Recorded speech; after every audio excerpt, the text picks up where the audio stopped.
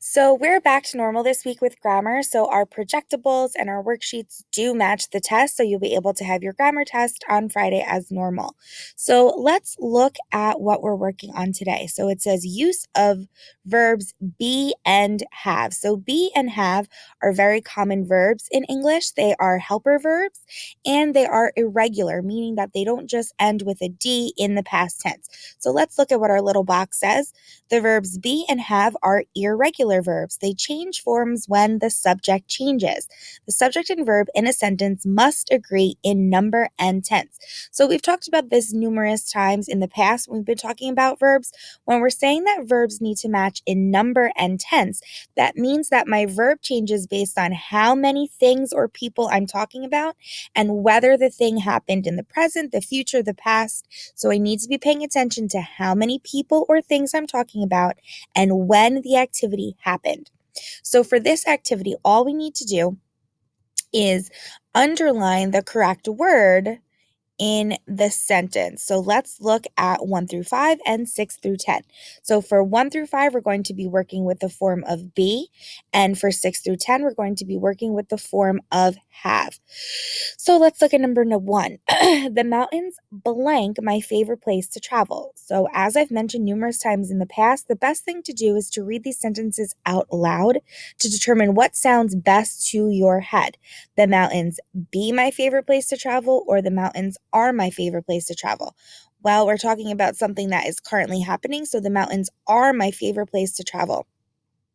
My family blank happy to travel on the prairie too. My family was happy to travel on the prairie too, or my family were happy to travel on the prairie too. Now, this might seem a little bit confusing because obviously family is talking about more than one person. However, the word family is a singular noun. It is a singular subject. We are only talking about one family. Therefore, my family was happy to travel on the prairie too. If this were a plural subject, such as using the pronoun they, then the answer would be were. But because my family is singular, we need to match it up with a singular form of be. Number 3, we blank looking forward to going to the prairie again soon. We am looking forward to, or we are looking forward to. Am doesn't make any sense. That only goes with the subject I, so your answer has to be are. Number 5, my sister am good at finding her way around new places. My sister is good at finding her way around new places. Once again, like I mentioned before, am only goes with the subject I, so it has to be is. Number 5, last time we went away, it blank the middle of winter. It were the middle of winter, or it was the middle of winter. Once again, this is a singular subject, just like this was a singular subject, so our answer has to be was. And a really good way to hear what's right is just to say it out loud. It were the middle of winter. It was the middle of winter. Okay, let's look at 6 through 10. We're going to be working with the form of have. I don't had a good sense of direction, or I don't have a good sense of direction. Obviously, we're talking about something that's still occurring right now. It's happening. So we don't want to use a past tense verb. We want to use a present tense verb. I don't have a good sense of direction. Number 7, my dad blank a much better way of finding his way around. My dad has a much better way, or my dad have a much better way. Once again, your best bet is to say it out loud and listen to what it says. Has is a singular, so we're going to say my dad has a much better. Number 8, everyone in my family would like to have a great adventure. Everyone in my family would like to have a great adventure. Has just doesn't sound right.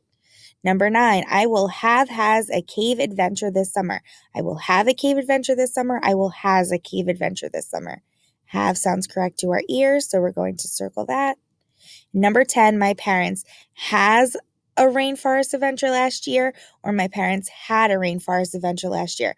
Well, last year indicates to me that I'm talking about something that already happened, so I obviously need my past tense verb. Okay, we're going to quickly look at this week's worksheet, or today's worksheet rather, and I will go over the first ones with you so you know what you need to do. Okay, so let's look at the page today. Use of verbs be and have. This is page 247. And let's look at what our little cheat sheet says. The verbs be and have are irregular verbs. So, like I already discussed, that means that they don't just end with a D in the past tense. They change forms when the subject changes. The subject and verb in a sentence must agree in number and sense. This should say tense, not sense. Singular subject and present tense helping verb. She is looking out the window. The weather forecast has predicted rain. So we're talking about present things that are going on here with singular one person or one thing subjects. Plural subject and past tense helping verb. They were wearing raincoats. Gary and I had brought umbrellas. Singular subject, past tense verb. Plural subject, past tense verb. So let's look at 1 through 10. I'm going to do 1 and 2 for you so you know what to do. And then you can work on this independently.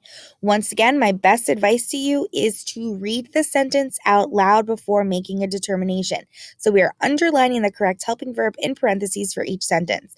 My mom and I has had gone out for a walk. Well, my mom and I are more than one person. So this is a plural subject. So you can just, in your head, instead of saying my mom and I, replace this with we. Now ask yourself, what sounds better? We has gone out for a walk or we had gone out for a walk? Well, we has doesn't make any sense, so the answer has to be had. So now let's read our sentence. My mom and I had gone out for a walk. Perfect. Sounds great. Number 2, the sun is shining brightly in the blue sky. So we need to look at the verb that is here. Shining indicates that it's happening right now. So it's not enough to just ask yourself how many people are in the subject. I need to ask myself, when is this happening? Am I going to be using a past tense or am I going to be using a present tense verb? Well, shining indicates that it's happening right now. So the sun were shining brightly in the blue sky or the sun is shining brightly in the blue sky. Is the one that makes sense, and it also matches our singular subject. So for 3 through 10, you're going to do the same thing. You're going to underline the correct verb. If you're confused about singular and plural subjects versus present and past tense, that is okay. Once again, read the sentences out loud and try to determine what sounds best to yourself. If you have any questions, please ask myself, Ms. Cook, or Mr. B in Google Classroom. Thanks, guys.